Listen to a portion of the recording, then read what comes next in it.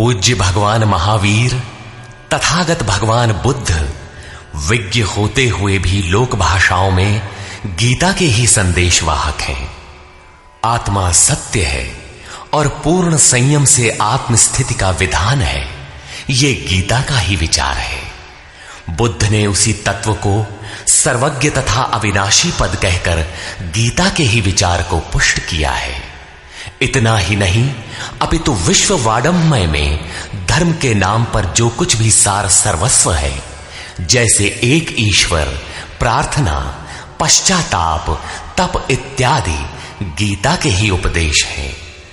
वही उपदेश स्वामी श्री अड़गड़ानंद जी के मुखाब से निःसृत यथार्थ गीता कैसेट रूप में मानव मात्र की मुक्ति का दिव्य संदेश बनकर उपस्थित है।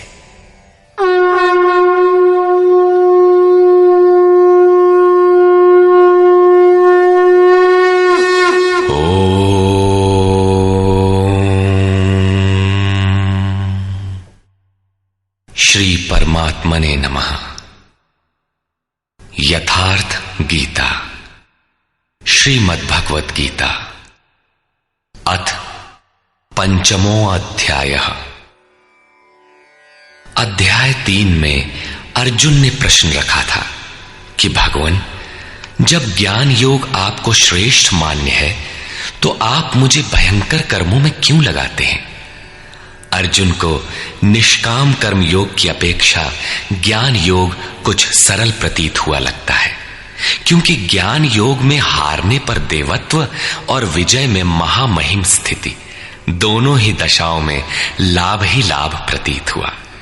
किंतु अब तक अर्जुन ने भली प्रकार समझ लिया था कि दोनों ही मार्गों में कर्म तो करना ही पड़ेगा। योगेश्वर उसे संशय रहित होकर तत्वदर्शी महापुरुष की शरण लेने के लिए भी प्रेरित करते हैं, क्योंकि समझने के लिए वही एक स्थान है। अतः दोनों मार्गों में से एक चुनने से पूर्व उसने निवेदन किया। अर्जुन उवाच।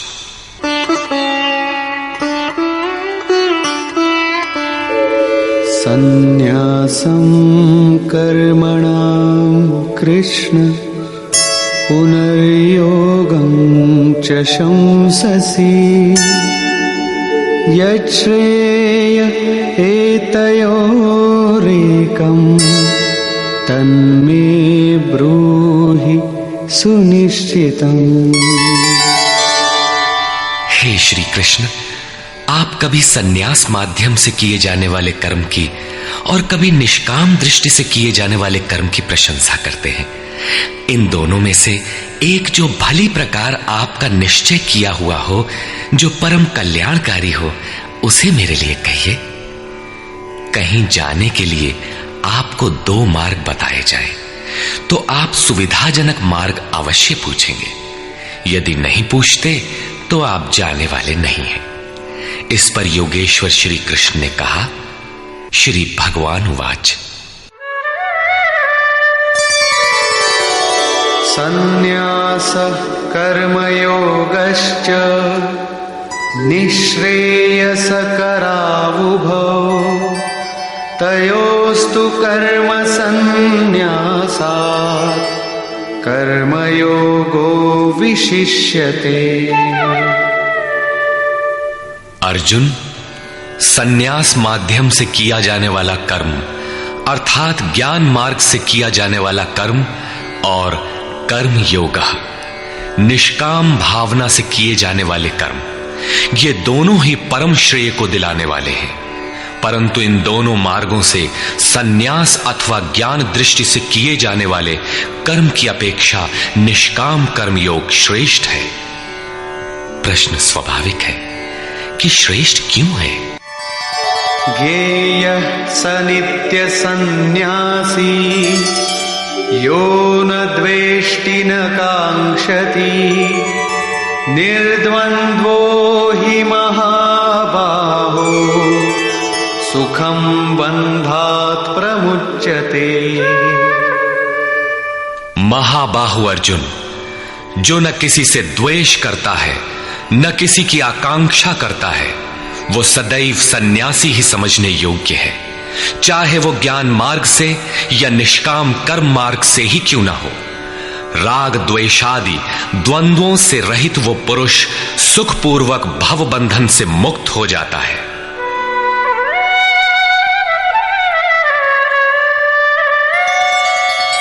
सांख्ययोगौ पृथग् बालाः प्रवदन्ति न पंडिताः एकमप्यास्थितः सम्यग् उभयोर्विन्दते फलम्।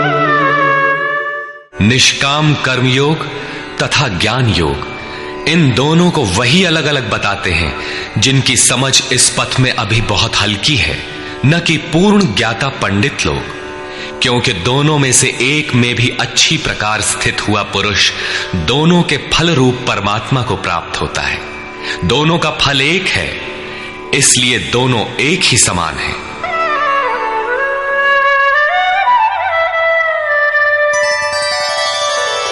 यत् सांख्यैः प्राप्यते स्थानम् तद्योगैरपि गम्यते एकं सांख्यं च योगं च यः पश्यति स पश्यति। जहां सांख्य दृष्टि से कर्म करने वाला पहुंचता है, वहीं निष्काम माध्यम से कर्म करने वाला भी पहुंचता है। इसलिए जो दोनों को फल की दृष्टि से एक देखता है, वही यथार्थ जानने वाला है। जब दोनों एक ही स्थान पर पहुंचते हैं, तो निष्काम कर्मयोग विशेष क्यों? श्री कृष्ण बताते हैं,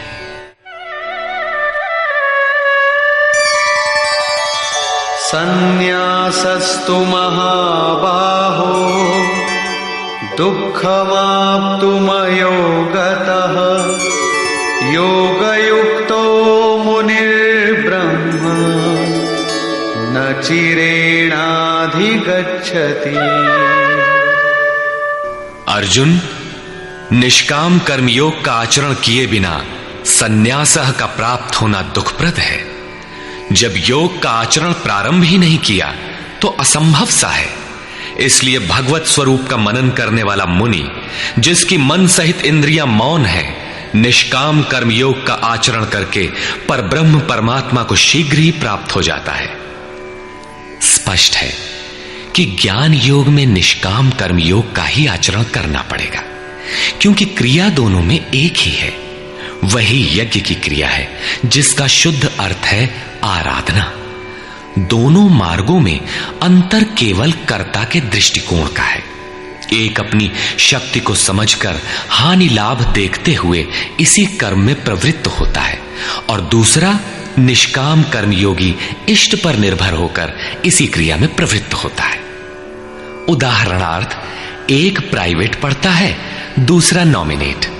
दोनों का पाठ्यक्रम एक ही है, परीक्षा एक है, परीक्षक निरीक्षक दोनों में एक ही है।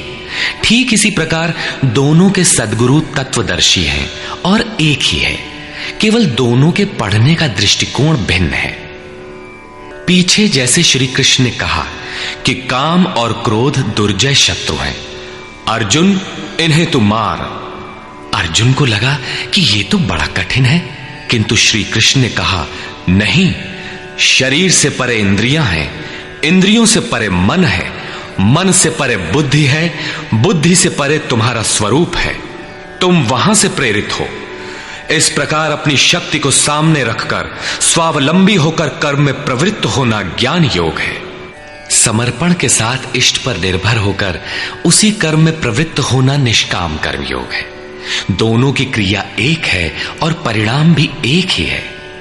इसी पर बल देकर योगेश्वर श्री कृष्ण यहां कहते हैं कि योग का आचरण किए बिना संन्यास अर्थात शुभाशुभ कर्मों के अंत की स्थिति का प्राप्त होना असंभव है।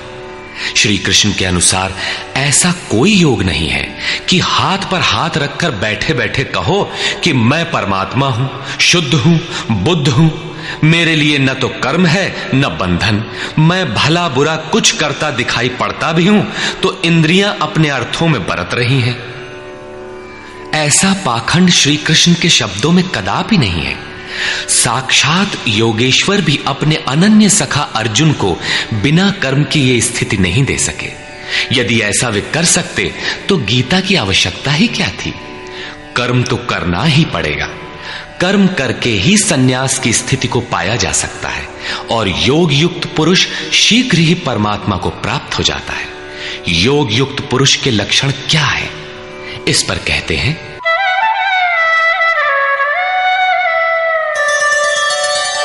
योगयुक्तो विशुद्धात्मा विजितात्मा जितेन्द्रियः सर्वभूतात्मा भूतात्मा कुर्वन्नपि न लिप्यते। विशेष रूप से जीता हुआ है शरीर जिसका, जीती हुई है इंद्रियां जिसकी, और विशेष रूप से शुद्ध है अंतःकरण जिसका, ऐसा पुरुष संपूर्ण भूत प्राणियों की आत्मा के मूल उद्गम परमात्मा से एक ही भाव हुआ योग से युक्त है। वो कर्म करता हुआ भी उससे लिप्त नहीं होता। तो करता क्यों है? पीछे वालों में परम कल्याणकारी बीज का संग्रह करने के लिए लिप्त क्यों नहीं होता? क्योंकि संपूर्ण प्राणियों का जो मूल उद्गम है, जिसका नाम परम तत्व परमात्मा है, उस तत्व में वो स्थित हो गया। आगे कोई वस्तु नहीं जिसकी शोध करे। पीछे वाली वस्तुएं छोटी पड़ गई तो भला आसक्ति किसमें करे? इसलिए वो कर्मों से आवृत नहीं होता। ये योग युक्त की पराकाष्ठा का चित्रण है। पुनः योग युक्त पुरुष की रहनी स्पष्ट करते हैं कि वो करते हुए भी उससे लिप्त क्यों नहीं होता। नैव किंचित करोमीति युक्तो मन्येत तत्त्ववित् पश्यन् शृण्वन् स्पृशन् जिघ्रन् अश्नन् गच्छन् स्वपन् श्वसन् प्रलपन् विसृजन् गृह्णन् उन्मिषन् निमिषन्नपि इन्द्रियाणीन्द्रियार्थेषु वर्तन्त इति धारयन्। परम तत्व परमात्मा को साक्षात्कार सहित जानने वाले योग युक्त पुरुष की ये मन स्थिति अर्थात अनुभूति है कि मैं किंचित मात्र भी कुछ नहीं करता हूं। ये उसकी कल्पना नहीं, बल्कि ये स्थिति उसने कर्म करके पाई है। अब प्राप्ति के पश्चात वो सब कुछ सुनता हुआ, स्पर्श करता, सूंघता, भोजन करता, गमन करता, सोता, श्वास लेता, त्याग करता, ग्रहण करता, आंखों को खोलता और मीचता हुआ भी इंद्रियां अपने अर्थों में बरतती हैं। ऐसी धारणा वाला होता है परमात्मा से बढ़कर कुछ है ही नहीं, और जब उसमें वो स्थित ही है तो उससे बढ़कर किस सुख की कामना से वो किसी का स्पर्श इत्यादि करेगा। यदि कोई श्रेष्ठ वस्तु आगे होती तो आसक्ति अवश्य रहती, किंतु प्राप्ति के बाद अब और आगे जाएगा कहां और पीछे त्यागेगा क्या? इसलिए योग युक्त पुरुष लिप्त नहीं होता। इसी को एक उदाहरण के माध्यम से प्रस्तुत करते हैं। ब्रह्मण्याधाय कर्माणि संगं त्यक्त्वा करोति यः लिप्यते न स पापेन पद्मपत्रमिवाम्भसा। कमल कीचड़ में होता है, उसका पत्ता पानी के ऊपर तैरता है, लहरें रात दिन उसके ऊपर से गुजरती हैं, किंतु आप पत्ते को देखें सूखा मिलेगा। जल की एक बूंद भी उस पर टिक नहीं पाती। कीचड़ और जल में रहते हुए भी वो उससे लिप्त नहीं होता। ठीक इसी प्रकार जो पुरुष सब कर्मों को परमात्मा में विलय करके साक्षात्कार के साथ ही कर्मों का विलय होता है, इससे पूर्व नहीं। आसक्ति को त्याग करके अब आगे कोई वस्तु नहीं, अतः आसक्ति नहीं रहती, इसलिए आसक्ति को त्याग कर कर्म करता है। वो भी इसी प्रकार लिप्त नहीं होता।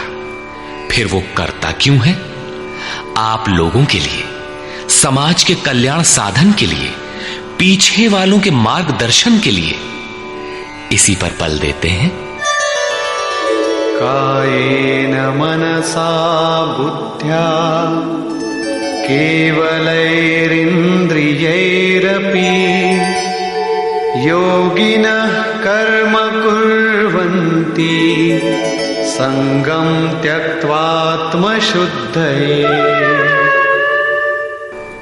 योगी जन केवल इंद्रिय, मन, बुद्धि और शरीर द्वारा भी आसक्ति त्याग कर आत्मशुद्धि के लिए कर्म करते हैं। जब कर्म ब्रह्म में विलय हो चुके तो क्या अब भी आत्मा अशुद्ध ही है? नहीं, वे सर्वभूतात्म भूतात्मा हो चुके हैं। संपूर्ण प्राणियों में वे अपनी ही आत्मा का प्रसार पाते हैं। उन समस्त आत्माओं की शुद्धि के लिए, आप सबका मार्गदर्शन करने के लिए वे कर्म में बरतते हैं। शरीर, मन, बुद्धि तथा केवल इंद्रियों से वो कर्म करता है।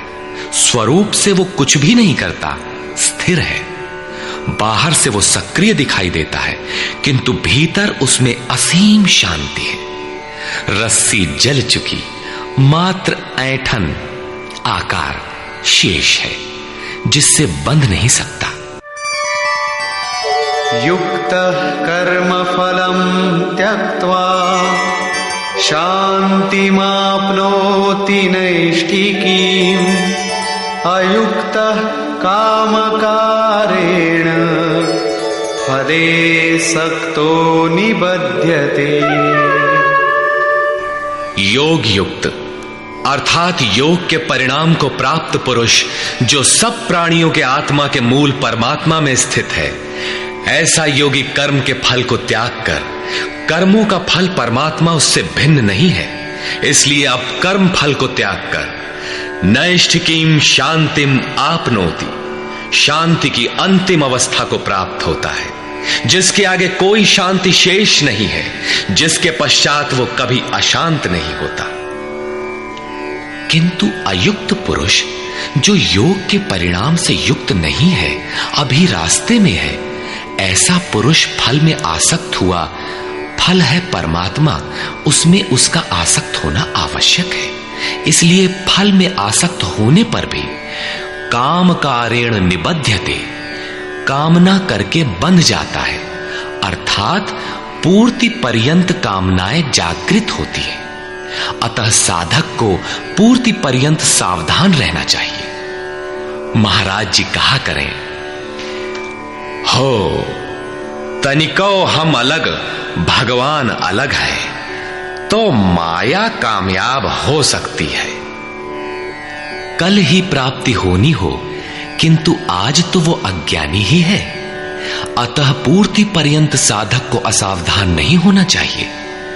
इसी पर आगे देखें।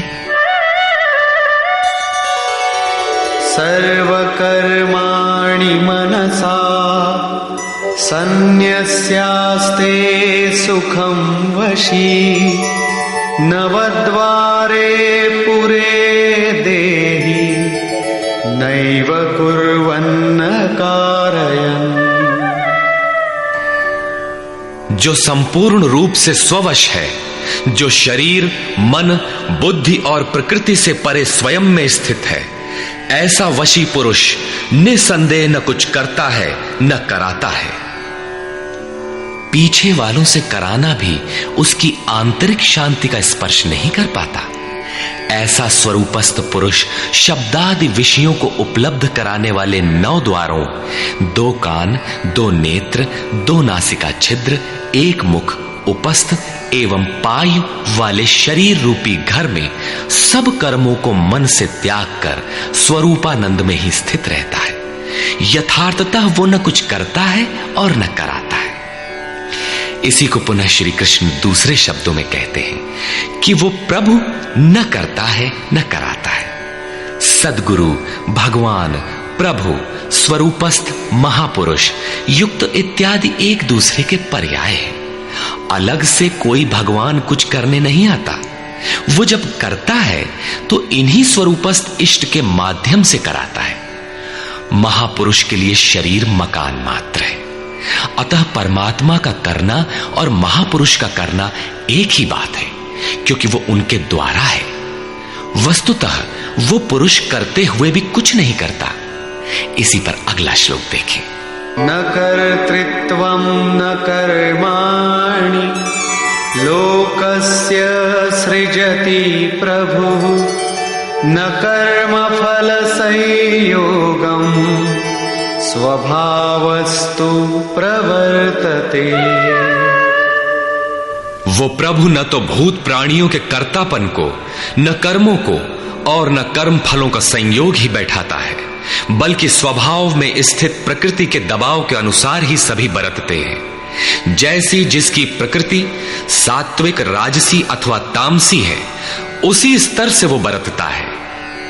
प्रकृति तो लंबी चौड़ी है, लेकिन आपके ऊपर उतना ही प्रभाव डाल पाती है जितना आपका स्वभाव विकृत अथवा विकसित है। प्रायः लोग कहते हैं कि करने कराने वाले तो भगवान हैं, हम तो यंत्र हैं, हमसे वे भला करावें अथवा बुरा। किंतु योगेश्वर श्री कृष्ण कहते हैं कि न वो प्रभु स्वयं करता है, न कराता है, और न वो जुगाड़ ही बैठाता है। लोग अपनी स्वभाव में स्थित प्रकृति के अनुरूप बरतते हैं, भगवान नहीं करते। तब लोग कहते क्यों हैं कि भगवान करते हैं? इस पर योगेश्वर बताते हैं, नादत्ते कस्यचित् पापं न चैव सुकृतं विभुः अज्ञानेनावृतं ज्ञानं तेन मुह्यन्ति जन्तवः। जिसे अभी प्रभु कहा उसी को यहां विभु कहा गया है, क्योंकि वो संपूर्ण वैभव से संयुक्त है। प्रभुता एवं वैभव से संयुक्त वो परमात्मा न किसी के पाप कर्म को और न किसी के पुण्य कर्मों को ही ग्रहण करता है। फिर लोग कहते क्यों हैं? इसलिए कि अज्ञान के द्वारा ज्ञान ढका हुआ है। उन्हें अभी साक्षात्कार सहित ज्ञान तो हुआ नहीं, वे अभी जंतु हैं। मोहवश वे कुछ भी कह सकते हैं। ज्ञान से क्या होता है, इसे स्पष्ट करते हैं। ज्ञानेन तु तदज्ञानम् येषां नाशितमात्मनः तेषामादित्यवज्ज्ञानं प्रकाशयति तत्परम्। जिनके अंतःकरण का वो अज्ञान, जिसने ज्ञान को ढक रखा था, आत्म साक्षात्कार द्वारा नष्ट हो गया है, और इस प्रकार जिसने ज्ञान प्राप्त कर लिया है, उनका वो ज्ञान सूर्य के सदृश उस परम तत्व परमात्मा को प्रकाशित करता है। तो क्या परमात्मा किसी अंधकार का नाम है? नहीं, वो तो स्वयं प्रकाश रूप दिन राति, स्वयं प्रकाश रूप है तो, किंतु हमारे उपभोग के लिए तो नहीं है, दिखाई तो नहीं देता। जब ज्ञान द्वारा अज्ञान का आवरण हट जाता है, तो उनका वो ज्ञान सूर्य के सदृश परमात्मा को अपने में प्रवाहित कर लेता है। फिर उस पुरुष के लिए कहीं अंधकार नहीं रह जाता। उस ज्ञान का स्वरूप क्या है? तद्बुद्धयस्तदात्मानः तन्निष्ठास्तत्परायणाः गच्छन्त्य पुनरावृत्तिं ज्ञाननिर्धूतकल्मषाः। जब उस परम तत्व परमात्मा के अनुरूप बुद्धि हो, तत्व के अनुरूप प्रवाहित मन हो, परम तत्व परमात्मा में एक ही भाव से उसकी रहनी हो और उसी के परायण हो, इसी का नाम ज्ञान है। ज्ञान कोई बकवास या बहस नहीं है। इस ज्ञान द्वारा पाप रहित हुआ पुरुष पुनरागमन रहित परम गति को प्राप्त होता है। परम गति को प्राप्त पूर्ण जानकारी से युक्त पुरुष ही पंडित कहलाते हैं। आगे देखें। विद्या विनय संपन्ने ब्राह्मणे गविहस्तिनी शुनि चैव श्वपाके च पंडिता समदर्शिनः। ज्ञान के द्वारा जिनका पाप शमन हो चुका है, जो अपनावर्ती परम गति को प्राप्त है, ऐसे ज्ञानी जन विनय युक्त ब्राह्मण तथा चांडाल में, गाय और कुत्ते में तथा हाथी में समान दृष्टि वाले होते हैं। उनकी दृष्टि में विद्या विनय युक्त ब्राह्मण न तो कोई विशेषता रखता है और न चांडाल कोई हीनता रखता है। न गाय धर्म है और न कुत्ता अधर्म, और न हाथी विशालता ही रखता है। ऐसे पंडित ज्ञाता जन समदर्शी और समवर्ती होते हैं। उनकी दृष्टि चमड़ी पर नहीं रहती बल्कि आत्मा पर पड़ती है। अंतर केवल इतना है, विद्या विनय संपन्न स्वरूप के समीप है और शेष कुछ पीछे है। कोई एक मंजिल आगे है तो कोई पिछले पड़ाव पर। शरीर तो वस्त्र है। उनकी दृष्टि वस्त्र को महत्व नहीं देती, अपितु उनके हृदय में स्थित आत्मा पर पड़ती है। इसलिए वे कोई भेद नहीं रखते। श्री कृष्ण ने पर्याप्त गो सेवा की थी। उन्हें गाय के प्रति गौरवपूर्ण शब्द कहना चाहिए था, किंतु उन्होंने ऐसा कुछ भी नहीं कहा। श्री कृष्ण ने गाय को धर्म में कोई स्थान नहीं दिया। उन्होंने केवल इतना माना कि अन्य जीवात्माओं की तरह उसमें भी आत्मा है। गाय का आर्थिक महत्व जो भी हो, उसका धार्मिक वैशिष्ट्य परिवर्ती लोगों की देन है। श्री कृष्ण ने पीछे बताया कि अविवेकियों की बुद्धि अनंत शाखाओं वाली होती है, इसलिए वे अनंत क्रियाओं का विस्तार कर लेते हैं। जबकि निष्काम कर्म योग में अर्जुन निर्धारित क्रिया एक ही है, यज्ञ की प्रक्रिया आराधना। अपुनरावृत्ति वाला ऐसा महापुरुष उस विद्या विनय संपन्न ब्राह्मण, चांडाल, कुत्ते, हाथी और गाय सब पर समान दृष्टि वाला होता है, क्योंकि उसकी दृष्टि हृदय स्थित आत्म स्वरूप पर पड़ती है। ऐसे महापुरुष को परम गति में क्या मिला है और कैसे, इस पर प्रकाश डालते हुए योगेश्वर श्री कृष्ण बताते हैं।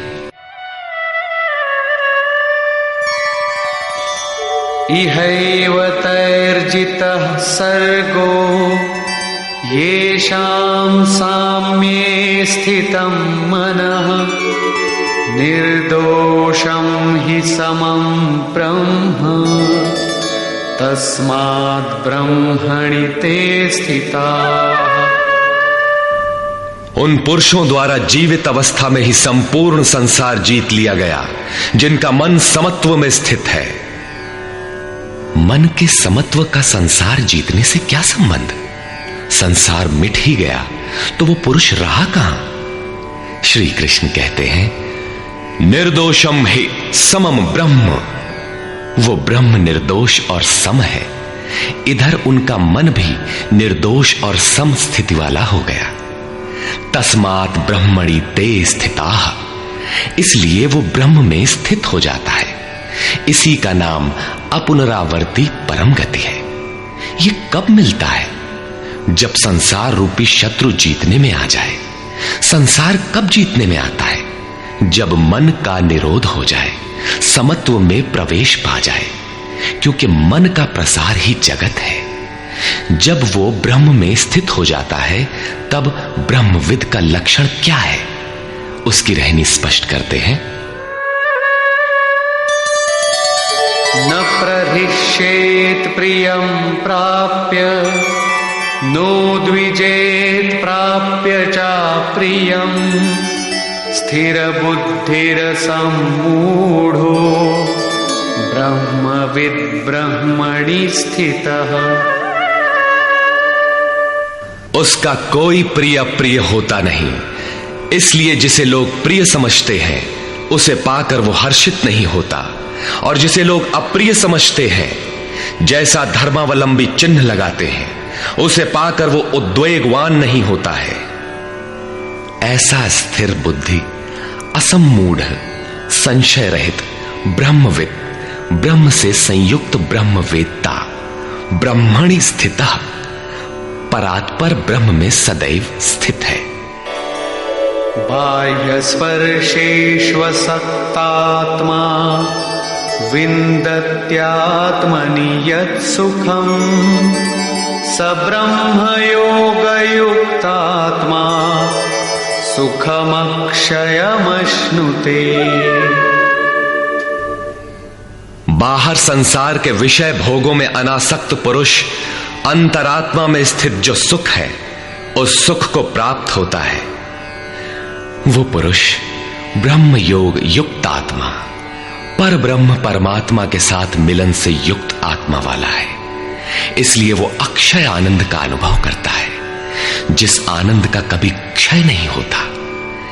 इस आनंद का उपभोग कौन कर सकता है? जो बाहर के विषय भोगों से अनासक्त है। तो क्या भोग बाधक हैं?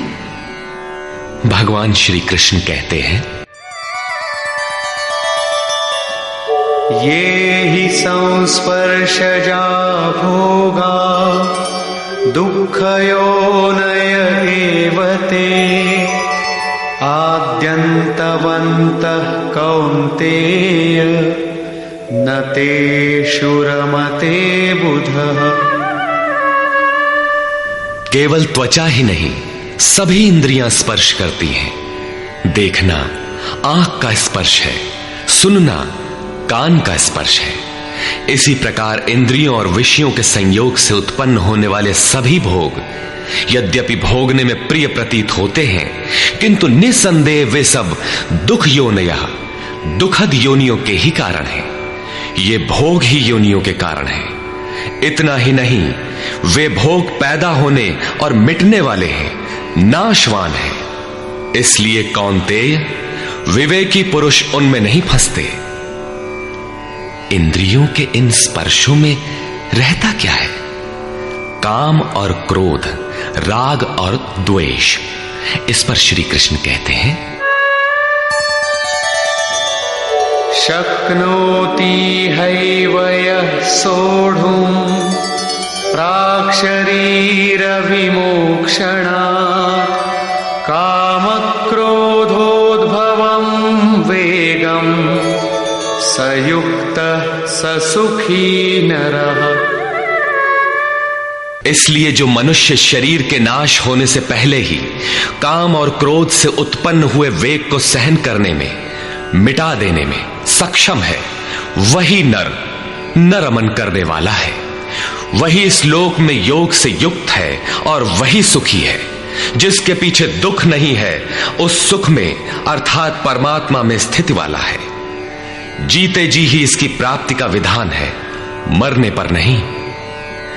संत कबीर ने इसी को स्पष्ट किया, अवधू जीवत में कर आशा। तो क्या मरने के बाद मुक्ति नहीं होती? वे कहते हैं, मुए मुक्ति गुरु कहे स्वार्थी, झूठा दे विश्वासा। यही योगेश्वर श्री कृष्ण का कथन है कि शरीर रहते मरने से पहले ही जो काम क्रोध के वेग को मिटा देने में सक्षम हो गया, वही पुरुष इस लोक में योगी है, वही सुखी है। काम क्रोध बाह्य स्पर्श ही शत्रु है, इन्हें आप जीते। इसी पुरुष के लक्षण पुनः बता रहे हैं, योऽन्तः सुखोऽन्तरारामः तथान्तर्ज्योतिरेव यः स योगी ब्रह्मनिर्वाणम् ब्रह्मभूतोऽधिगच्छति। जो व्यक्ति अंतरात्मा में ही सुख वाला, अंतरारामः, अंतरात्मा में ही आराम वाला, तथा जो अंतरात्मा में ही प्रकाश वाला, साक्षात्कार वाला है, वही योगी ब्रह्मभूत, ब्रह्म के साथ एक होकर ब्रह्म निर्वाणम, वाणी से परे ब्रह्म, शाश्वत ब्रह्म को प्राप्त होता है। अर्थात पहले विकारों, काम क्रोध का अंत, फिर दर्शन, फिर प्रवेश। आगे देखें, लभन्ते ब्रह्म निर्वाणम् ऋषयः क्षीणकल्मषाः छिन्नद्वैधायतात्मानः सर्वभूतहिते रताः। परमात्मा का साक्षात्कार करके जिनका पाप नष्ट हो गया है, जिनकी दुविधाएं नष्ट हो गई हैं, संपूर्ण प्राणियों के हित में जो लोग लगे हुए हैं, प्राप्ति वाले ही ऐसा कर सकते हैं। जो स्वयं गड्ढे में पड़ा है वो दूसरों को क्या बाहर निकालेगा। इसलिए करुणा महापुरुष का स्वाभाविक गुण हो जाता है। तथा यतात्मानः, जितेंद्रिय ब्रह्मवेत्ता पुरुष शांत पर ब्रह्म को प्राप्त होते हैं, उसी महापुरुष की स्थिति पर पुनः प्रकाश डालते हैं। काम क्रोध वियुक्तानां यतीनां यतचेतसां अभितो ब्रह्म निर्वाणं वर्तते विदितात्मनां। काम और क्रोध से रहित जीते हुए चित्त वाले परमात्मा का साक्षात्कार किए हुए ज्ञानी पुरुषों के लिए सब ओर से शांत पर ब्रह्म ही प्राप्त है। बार बार योगेश्वर श्री कृष्ण उस पुरुष की रहनी पर बल दे रहे हैं जिससे प्रेरणा मिले। प्रश्न लगभग पूर्ण हुआ। अब वे पुनः बल देते हैं कि इस स्थिति को प्राप्त करने का आवश्यक अंग श्वास प्रश्वास का चिंतन है। यज्ञ की प्रक्रिया में प्राण का अपान में हवन, अपान का प्राण में हवन, प्राण अपान दोनों की गति का निरोध उन्होंने बताया था, उसी को समझा रहे हैं।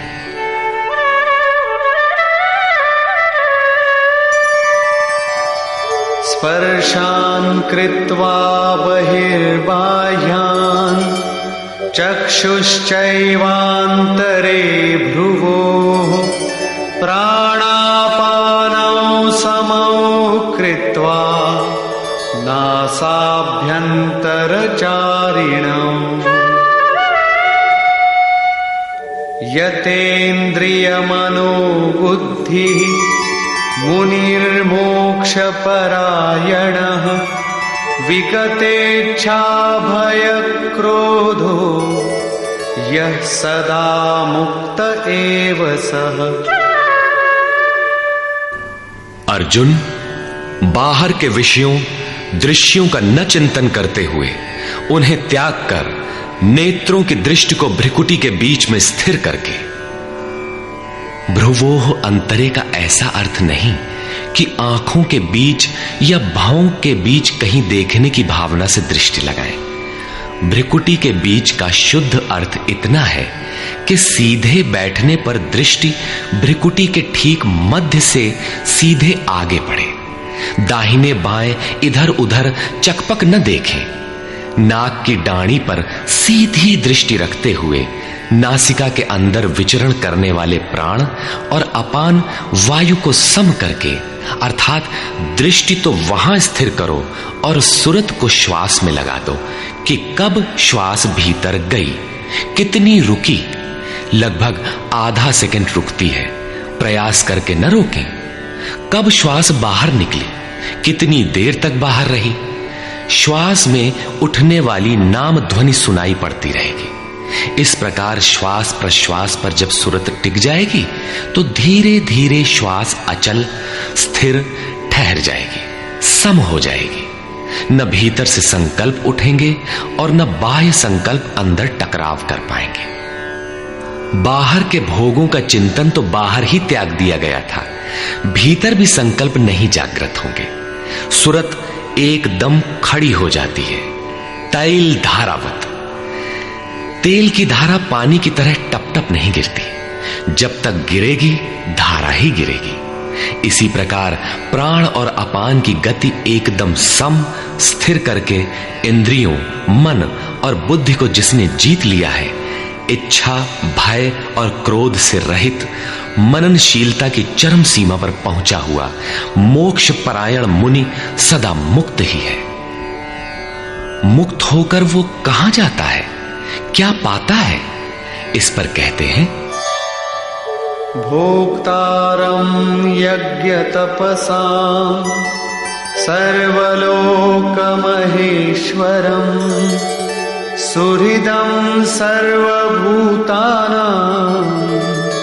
ज्ञात्वा मां शान्तिमृच्छति। वो मुक्त पुरुष मुझे यज्ञ और तपों को भोगने वाला, संपूर्ण लोकों के ईश्वरों का भी ईश्वर, संपूर्ण प्राणियों का स्वार्थ रहित हितैषी, ऐसा साक्षात जानकर शांति को प्राप्त होता है। योगेश्वर श्री कृष्ण कहते हैं कि उस पुरुष के श्वास प्रश्वास के यज्ञ और तप का भोक्ता मैं हूं। यज्ञ और तप अंत में जिसमें विलय होते हैं वो मैं हूं, वो मुझे प्राप्त होता है। यज्ञ के अंत में जिसका नाम शांति है वो मेरा ही स्वरूप है। वो मुक्त पुरुष मुझे जानता है और जानते ही मुझे प्राप्त हो जाता है। इसी का नाम शांति है। जैसे मैं ईश्वरों का भी ईश्वर हूं, वैसे ही वो भी है। निष्कर्ष, इस अध्याय के आरंभ में अर्जुन ने प्रश्न किया कि कभी तो आप निष्काम कर्मयोग की प्रशंसा करते हैं और कभी आप संन्यास मार्ग से कर्म करने की प्रशंसा करते हैं। अतः दोनों में एक को जो आपका सुनिश्चित किया हो, परम कल्याणकारी हो, उसे कहिए। श्री कृष्ण ने बताया, अर्जुन, परम कल्याण तो दोनों में है। दोनों में वही निर्धारित यज्ञ की क्रिया ही की जाती है। फिर भी निष्काम कर्मयोग विशेष है। बिना इसे किए संन्यास अर्थात शुभाशुभ कर्मों का अंत नहीं होता। संन्यास मार्ग नहीं, मंजिल का नाम है। योग युक्त ही सन्यासी है। योग युक्त के लक्षण बताए कि वही प्रभु है। वह न करता है न कुछ कराता है, बल्कि स्वभाव में प्रकृति के दबाव के अनुरूप लोग व्यस्त हैं। जो साक्षात मुझे जान लेता है वही ज्ञाता है, वही पंडित है। यज्ञ के परिणाम में लोग मुझे जानते हैं। श्वास प्रश्वास का जप और यज्ञ तप जिसमें विलय होते हैं, मैं ही हूं। यज्ञ के परिणाम स्वरूप मेरे को जानकर वे जिस शांति को प्राप्त होते हैं, वह भी मैं ही हूं। अर्थात श्री कृष्ण जैसा महापुरुष जैसा स्वरूप उस प्राप्ति वाले को भी मिलता है। वह भी ईश्वरों का ईश्वर, आत्मा का भी आत्म स्वरूपमय हो जाता है। उस परमात्मा के साथ एक ही भाव पा लेता है। अर्थात एक होने में जन्म चाहे जितने लगे। इस अध्याय में स्पष्ट किया कि यज्ञ तपों का भोक्ता, महापुरुषों के भी अंदर रहने वाली शक्ति महेश्वर है। अतः ओम तत्सदिति श्रीमद्भगवद्गीता सूपनिषत्सु ब्रह्म विद्यायाम योग शास्त्रे श्री कृष्णार्जुन संवादे यज्ञ भोक्ता महापुरुषस्त महेश्वरः नाम पंचमोऽध्यायः। इस प्रकार स्वामी अड़गड़ानंद कृत श्रीमद् भगवद गीता के भाष्य यथार्थ गीता का 5वां अध्याय पूर्ण होता है। हरि ओम तत्सत।